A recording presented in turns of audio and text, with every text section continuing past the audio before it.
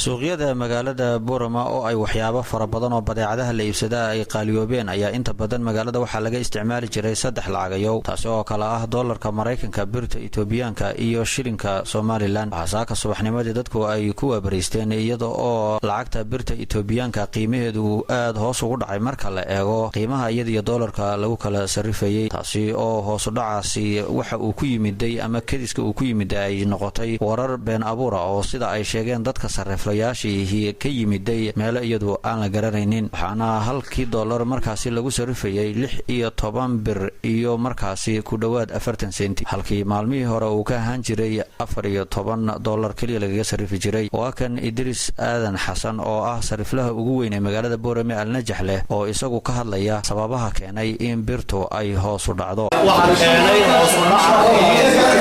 birta boqolkii dollar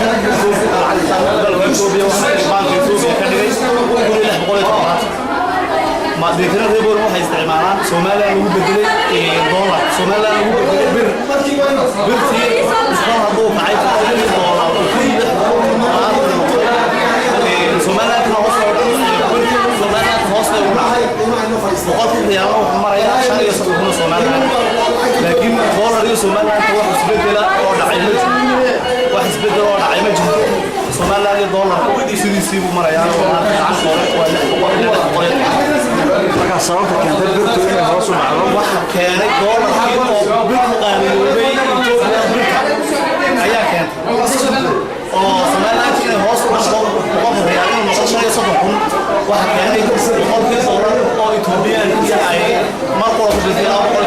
iyaguna sida oo kale dadku ay ka hadlayaan qaar kamid ah dadweynaha oo lacagtooda iska bedelaya birta kuna bedelanaya shilin Somaliland ama dollar sababaha ay u bedelayaan ee ku kalifay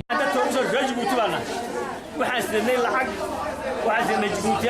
iyo dollar baasnay halka ma tahay birba la noogu bedelay iminka birtu waxa lagu leeyahay boqolkiiba hoos u dhacday marka sababta birtu u bedelaya iyadoo hoos u socoto marka aragnay bedelayna yaa idinku yiri hoos u socota waxa sheegay bangiga iyo saacadaha iyo qaali gareeyay